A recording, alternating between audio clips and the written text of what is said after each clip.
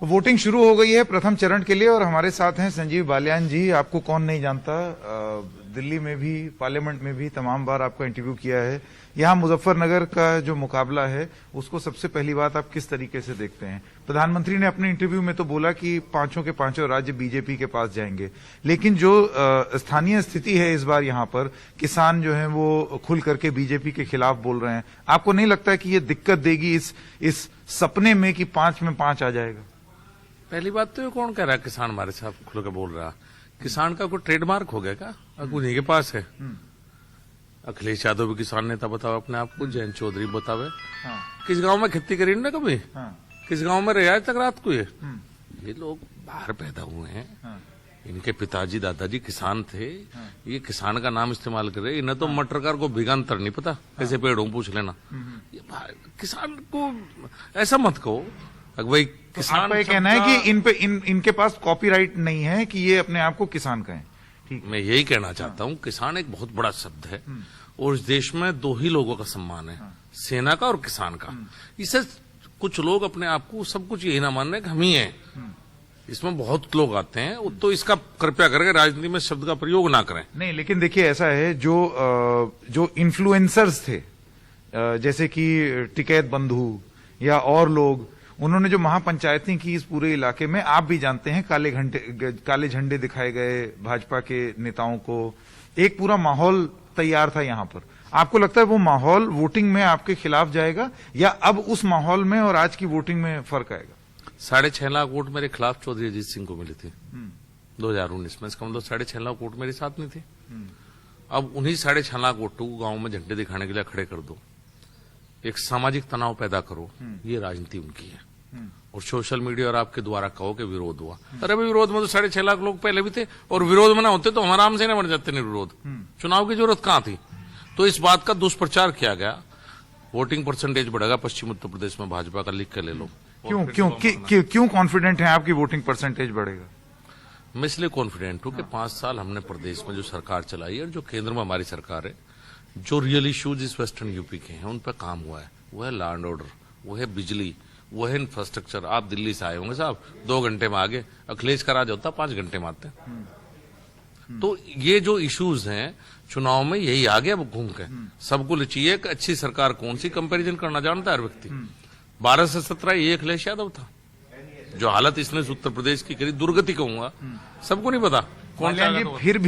फिर भी भारतीय जनता पार्टी जो है, आज आप अखबार देख रहे हैं सुबह सुबह, ये आपका मेरे ख्याल दिनचर्या होता होगा सुबह सुबह यहाँ बैठ करके, लेकिन फिर भी भारतीय जनता पार्टी के कई नेताओं को हिंदू मुस्लिम राजनीति या ध्रुवीकरण का सहारा क्यों लेना पड़ रहा है? यहां तक कि कर्नाटक में हो रहे हिजाब के बवाल का भी जिक्र यहां पर यूपी में हो रहा है। क्या ध्रुवीकरण करने की कोशिश है? बिल्कुल कोशिश नहीं साहब, काम पर चुनाव लड़ रहे हैं। मैं सबका नहीं कहता, मैं सबके बारे में क्या कहूं। हम काम के आधार पर चुनाव लड़ रहे हैं पूरा का पूरा। और ध्रुवीकरण ना हो ना साहब, तो अखिलेश यादव को मुसलमान वोट के ऊपर तो राजनीति कर रहा है। एक वोट हाथ तो नहीं लगा उसके।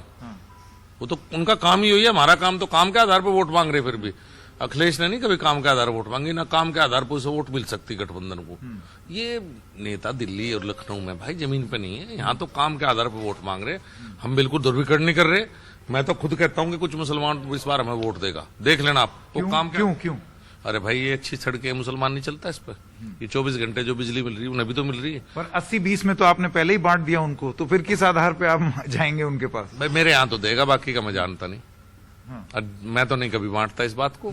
मेरे यहाँ तो वोट मिलेगा। तो मुख्यमंत्री ने तो कह दिया 80-20 का चुनाव होगा। नहीं, उनके तो बहुत सी बातों को उनका मतलब तो दूसरे भी उन्होंने आज स्पष्टीकरण दे दिया कि मैंने अपराधी और बदमाशों के लिए कहा था। तो बाकी उनकी जो कहा उसका जवाब तो वही देंगे, मैं कैसे दे सकता हूँ।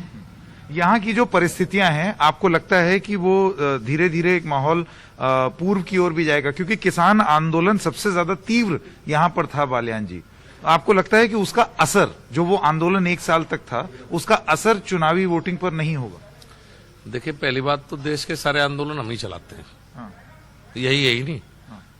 सबसे बड़े किसानों के अगर 2 नेता इस देश में है तो दोनों इसी क्षेत्र में हुए हैं, चौधरी महेंद्र सिंह टिकैत और चौधरी चरण सिंह।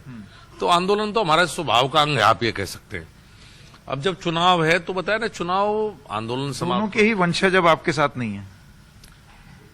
कोई देखो दो तरह की है, उनकी राजनीतिक विचारधारा के वंशज हम भी हो सकते हैं, ऐसा तो नहीं कि नहीं है। और चौधरी चरण सिंह की सारी बात मतलब चौधरी चरण सिंह और महेंद्र सिंह टिकैत जी के राजनीतिक वंशज आप अपने आप को मानते हैं, और उनके जो पुत्र हैं या उनके जो परिवार वाले उनको नहीं मानते? देखिए मैं कह रहा हूं कि मैं भी हो सकता हूं, वे भी हो सकते हैं। चौधरी चरण सिंह की विचारधारा का नाम है, और वो कह के गए थे, उनकी सारी बात तो और मान ली। ये बात नहीं माननी कि भाई मेरे परिवार में मेरे बाद में मेरा बेटा इंजीनियर है, अमेरिका पूछ लें भाषण है उनके, भाई इन्हें किसान का नहीं पता जाता है, अपने हिसाब से चुनना। परिवारवाद की राजनीति में वो खिलाफ थे व्यक्तिगत रूप से चौधरी चरण सिंह। तो अगर हम उनकी बात करते हैं तो हम भी उनके हो सकते हैं, क्या दिक्कत है भाई? प्रॉपर्टी चाहे जैन चौधरी ले लो, लेकिन राजनीतिक जो उनकी विचारधारा है उसमें तो का हिस्सा। जमीन पे आपको नहीं लगता है कि जाटों में एक सेंटिमेंट ये जरूर आएगा, एक जज्बात जरूर होंगे कि जैसे बहुत सारे किसानों का सिसौली में और मुजफ्फरनगर में कहना था हमने चौधरी साहब के साथ बड़ा गलत कर दिया बीजेपी के साथ जाकर के।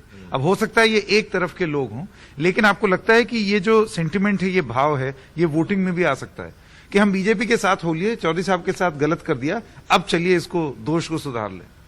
देखिए बंटवारा हर जगह होता है, हर जाति उसमें होता है, और अगर ये सेंटीमेंट जिस दिन खत्म हो जाएगा ना, उस दिन के पल्ले एक वोट नहीं पावे। जो वोट है सेंटीमेंट की तो है, उसके अलावा किया क्या ऐसा भी है तो बताओ, है कहाँ?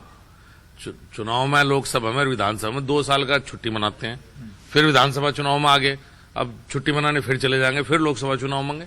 ये जो नेता हैं बड़े बड़े, और है क्या इनके पास सेंटीमेंट के अलावा? कुछ वोट सबको मिलेंगे। वो छुट्टी मना रहे हैं, लेकिन आप जमीन पर आ करके क्या कर रहे हैं, ये भी तो एक सवाल होगा। क्योंकि वो जो सवाल आपसे उठे कि आप भले ही जमीन पर रहे, लेकिन जमीन पर रहकर आपने किया क्या? और वो आरोप थे कि किया ध्रुवीकरण, किया एक ऐसा कानून जिसकी वजह से लोगों को यहां तकलीफ हुई। 2014 से सांसद हूं, 7.5 साल में जिले में ना तो कोई जातीय तनाव हुआ और ना सांप्रदायिक तनाव हुआ। अगर छोटी सी भी घटना होती है तो बीच में उसे शांत करने का प्रयास करता हूँ। जो सांसद का फर्ज है वो मैं पूरा कर रहा हूँ पूरी अच्छी तरह से। मेरा आखिरी सवाल, इस पूरे इलाके में ये प्रथम चरण और द्वितीय चरण पश्चिमी उत्तर प्रदेश के हैं, इसमें आपको क्या लगता है बीजेपी का स्कोर कितना होगा? पिछली बार यहीं से आया था, मतलब 300 पार जो हुआ था उसका अधिकांश यहीं से गया था, पश्चिमी उत्तर प्रदेश से। इस बार आपकी क्या उम्मीद?